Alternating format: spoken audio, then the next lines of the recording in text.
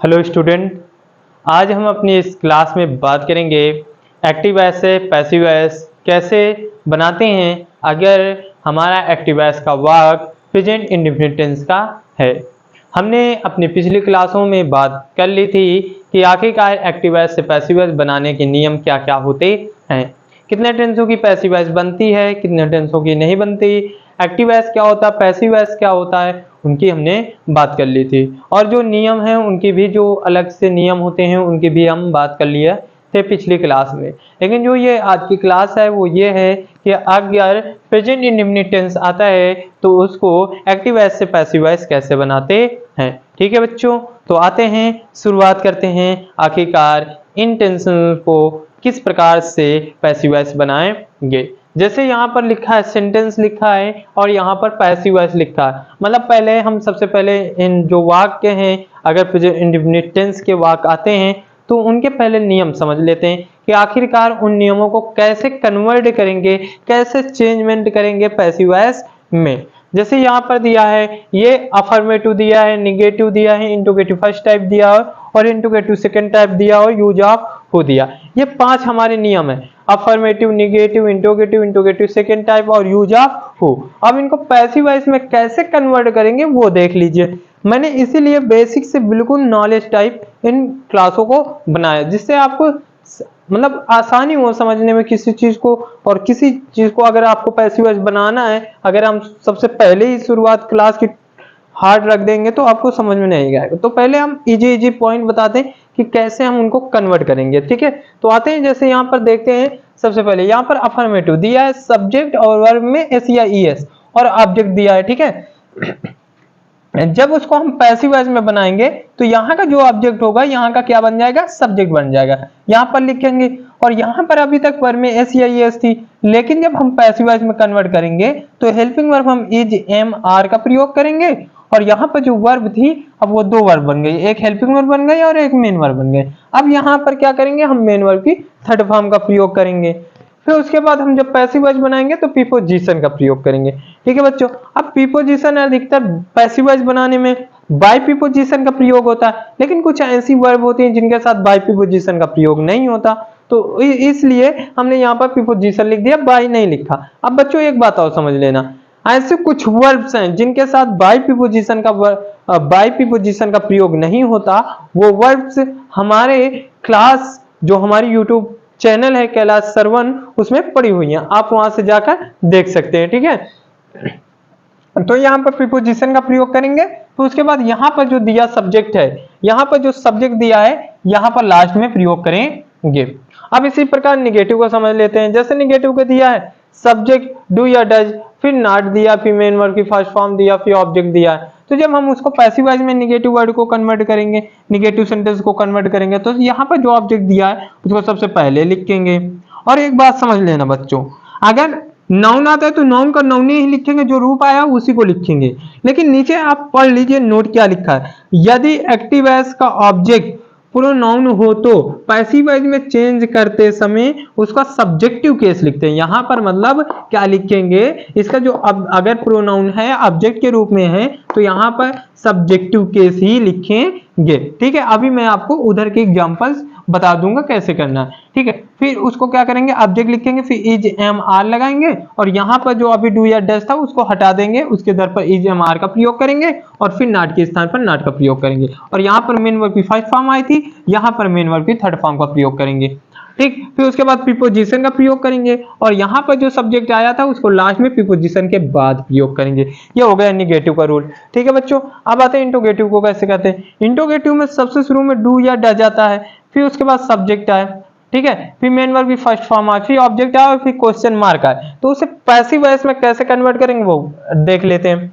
जैसे यहाँ पर डू या डज आया, तो जब हम उसको पैसिव वॉइस बनाएंगे, ठीक है बच्चों, समझना एक एक पॉइंट समझना, जब उसको हम पैसिव वॉइस बनाएंगे तो सबसे पहले इज एम आर, फिर उसके बाद यहाँ पर सब्जेक्ट दिया था, लेकिन इसके स्थान पर ये जो यहाँ है उसको यहाँ पर पहले लिखेंगे। पैसिव वॉइस में सबसे पहले जहाँ पर सब्जेक्ट का स्थान होता है उसको यहाँ पर कन्वर्ट कर देते, यहाँ पर ले आते पैसिव वॉइस वाले रोल में, तो यहाँ पर हम लिखेंगे, ठीक है, ऑब्जेक्ट को। फिर ऑब्जेक्ट के बाद मेन वर्ब की थर्ड फॉर्म का प्रयोग करेंगे, फिर उसके बाद हम प्रीपोजिशन का प्रयोग करेंगे। अगर अदर वर्ड दिया है तो अदर वर्ड का प्रयोग यहाँ पर कर सकते हैं, नहीं दिया तो नहीं करेंगे, फिर प्रीपोजिशन का प्रयोग करेंगे। फिर सब्जेक्ट जो मतलब यहाँ पर फर्स्ट प्लेस पर सब्जेक्ट लिखा था हेल्पिंग वर्ब के बाद उसको सबसे लास्ट में करेंगे, फिर क्वेश्चन मार्क लगाएंगे, ठीक है बच्चों।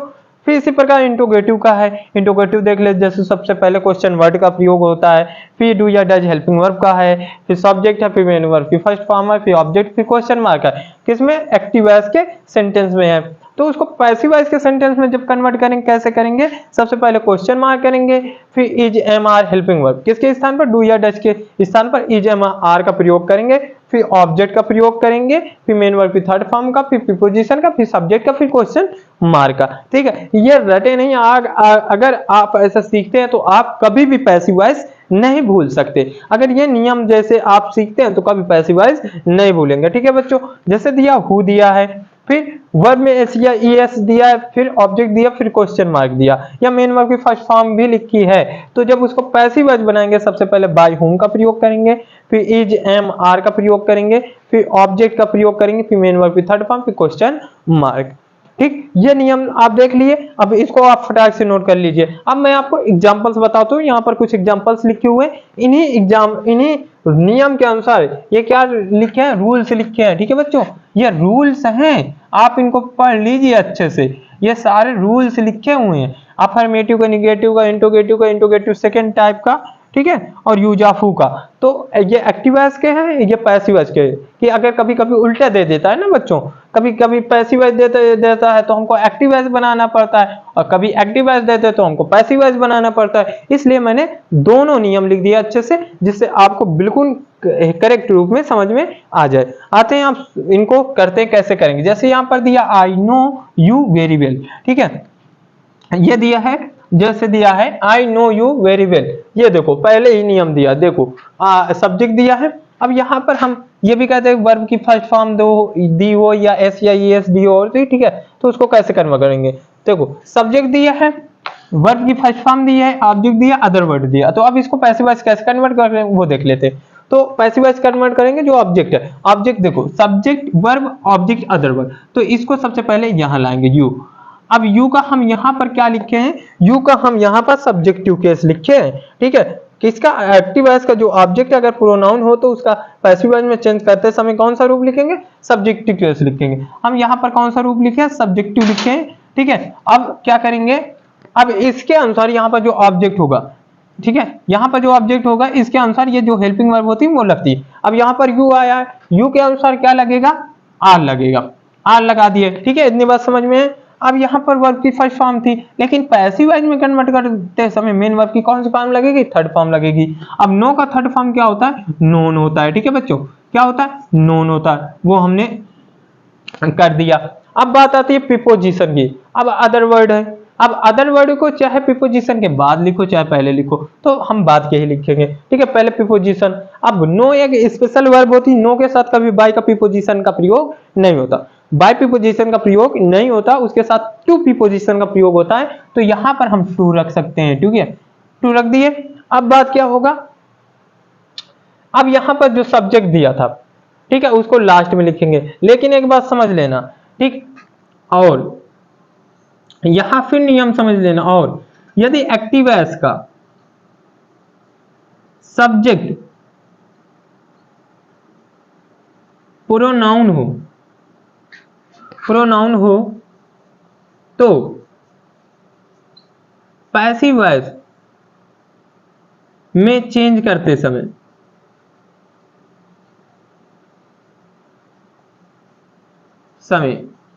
कौन सा रूप लिखेंगे, सब्जेक्टिव ऑब्जेक्टिव केस लिखेंगे। कौन सा लिखेंगे, ऑब्जेक्टिव केस लिखेंगे बच्चों। अब ये बात आप समझ लेना, कौन सा केस लिखेंगे, ऑब्जेक्टिव केस। प्रोनाउन में बस ये काम होता है। जैसे यहाँ पर आई लिखा है तो यहाँ पर क्या लिखेंगे, मी लिखेंगे, और अदर वर्ड को लास्ट में लिख देंगे, वेरी वेल। इस प्रकार से भी हम इसका क्या बना सकते हैं, पैसिव वॉइस हम बना सकते हैं।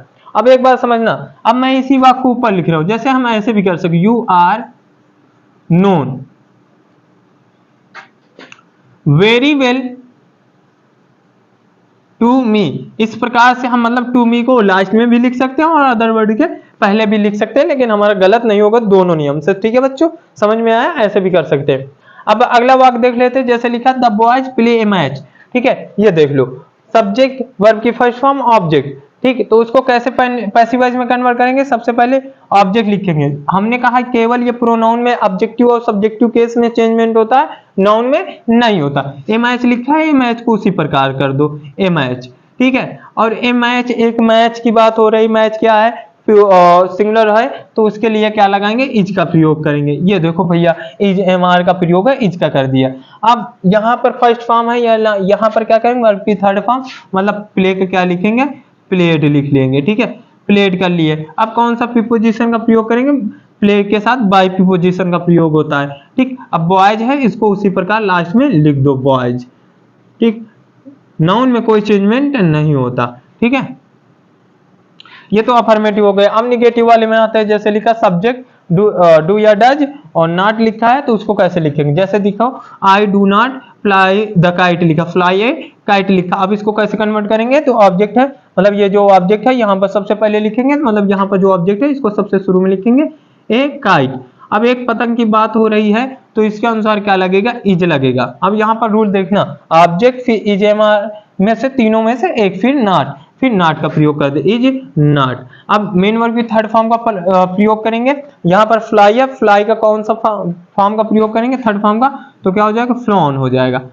ठीक, अब फिर किसका प्रयोग करेंगे? बाय प्रीपोजिशन का करेंगे, क्योंकि फ्लाई के साथ बाय ही लगता है और अन्य प्रीपोजिशन नहीं लगते। फिर आई का क्या लिखेंगे? सब्जेक्टिव केस, यहाँ पर सब्जेक्टिव है, लेकिन यहाँ पर जब लिखेंगे कौन सा केस लिखेंगे? ऑब्जेक्टिव केस लिखेंगे। यहाँ से आप नोट अच्छे से पढ़ लेना कि आखिरकार मैं आपको क्या बताना चाहता हूँ। ठीक है, ये हो गया। अब इंट्रोगेटिव फर्स्ट टाइप दिया, इंट्रोगेटिव फर्स्ट टाइप के नियम देखते हैं। सबसे पहले डू या डज आए तो उसको इजेएमआर में चेंज करते हैं। डू या डज आया है, डू आया है, तो इसको किस में करेंगे? इजेएमआर में। तो आई को जब सब्जेक्ट बनाएंगे तो आई के अनुसार क्या लगेगा? एम, फिर आई। ठीक है, क्योंकि मी आया है, ये लिखा भैया ऑब्जेक्ट एक्टिव वॉइस के ऑब्जेक्ट प्रोनाउन हो तो पैसिव वॉइस में चेंज करते समय सब्जेक्टिव केस लिखेंगे। आई लिख लिए, नो फर्स्ट पर्सन आया है तो वो सॉरी वर्ब की फर्स्ट फॉर्म आई है तो उसको कौन सी फॉर्म लिखेंगे? Third form, known. ये लिखा ऑलरेडी, पैसिव वॉइस का थर्ड फॉर्म नोन। ठीक है, और नो के साथ क्या लगता है? टू लगता है, फिर यू। इस प्रकार से इसका पैसिव वॉइस बन जाएगा। आगे वाक्य देख लेते, जैसे दिए why does the doctor give a medicine to the patient. इसको कैसे करेंगे? सबसे पहले यहाँ पर हम नियम देख लेते, क्वेश्चन वर्ड है, क्वेश्चन वर्ड डालेंगे, डू या डज की जगह पर इजेएमआर करेंगे। ठीक है, तो उसको पहले देख लेते, व्हाई। अब यहाँ पर मेडिसिन की बात हो रही, एक मेडिसिन है तो इज रखेंगे, ए मेडिसिन। ठीक, उतना हो गया। फिर क्या करेंगे? यहाँ पर हो गया, फिर क्या क्या करा? ऑब्जेक्ट रख दिया, मतलब सॉरी ऑब्जेक्ट लिख दिया और मेन वर्ब की थर्ड फॉर्म का प्रयोग करेंगे। अब यहाँ पर गिव है, इसका कौन सा फॉर्म प्रयोग करेंगे? Third form, given. ठीक, अब यहाँ पर अब एक बात समझना, प्रीपोजिशन रखेंगे। अब प्रीपोजिशन, अब गिव के अनुसार कौन सा प्रीपोजिशन लगेगा? बाई लगेगा। यहाँ पर मैं बाई का प्रयोग कर दो, by the doctor to the patient. इस प्रकार भी इसको हम कर लेंगे।